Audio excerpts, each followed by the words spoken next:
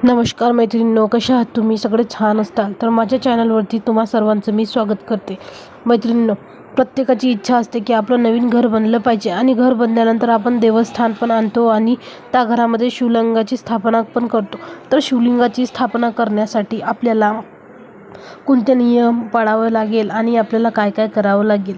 कोणाला माहिती नसते, ते डायरेक्टली शिवलिंगाची स्थापना करते, पण असं होत नाही.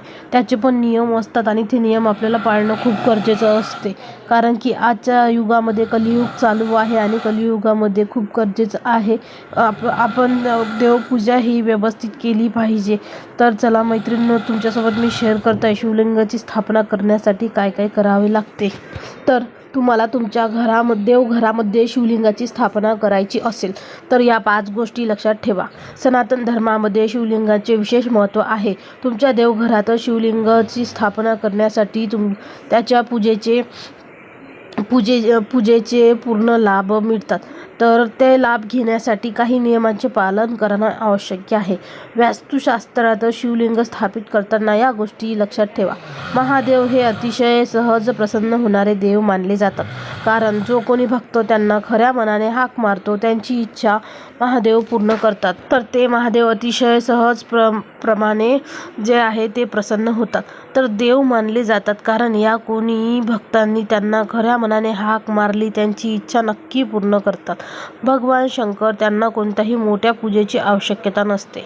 त्यांना तुम्ही 1 तांब्याभर पाणी अर्पण करून ते प्रसन्न होतात.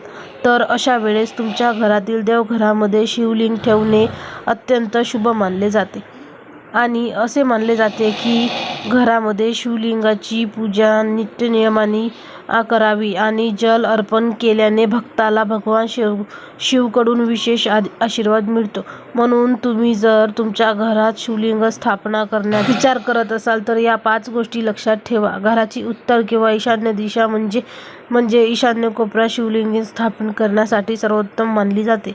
वास्तुशास्त्रात या दिशेने शिवलिंग स्थापित केल्याने घरात आनंद आणि सुख समृद्धीचे वातावरण निर्माण होते. योग्य आकार. वास्तुशास्त्रानुसार देवघरात अंगठ्याच्या आकाराचे शिवलिंग ठेवणे शुभ असते. खूप मोठे शिवलिंग, खूप लहान शिवलिंग ठेवणे टाळावे. कितीही शिवलिंग ठेवणे शुभ आहे. वास्तुशास्त्रामध्ये घरात एकापेक्षा जास्त शिवलिंग असू नयेत, अन्यथा त्याचे चांगले परिणाम मिळणार नाहीत. एकापेक्षा जास्त शिवलिंगे असल्याने देखील वास्तुदोष होऊ शकतात. 4. असे शिवलिंग ठेवू नये. तुमच्या नकातून तुमच्या देवघरातही कधीही तुटलेले शिवलिंग ठेवू नका, कारण त्यामध्ये नकारात्मक परिणाम तुमच्या घरात आणि घरातील व्यक्तींवर, जीवनावर होऊ शकतो. जर तुमचे शिवलिंग काही कारणास्तव तुटले असेल तर ते स्वच्छ वाहत्या पाण्यात विसर्जन करा आणि तुमच्या चुकांबद्दल माफी मागा. असे केल्याने तुम्हाला नकारात्मक परिणाम टाळण्यास मदत होऊ शकते.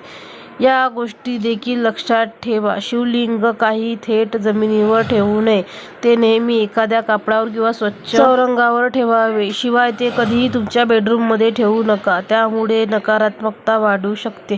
तसेच शिवलिंगाची दररोज सकाळी आणि संध्याकाळी त्याची पूजा व्यवस्थित करणे खूप महत्त्वाचे मानले जाते. तर चला मैत्रिणींनो, व्हिडिओ छान वाटला असेल तर सबस्क्राईब करा आणि व्हिडिओला लाईक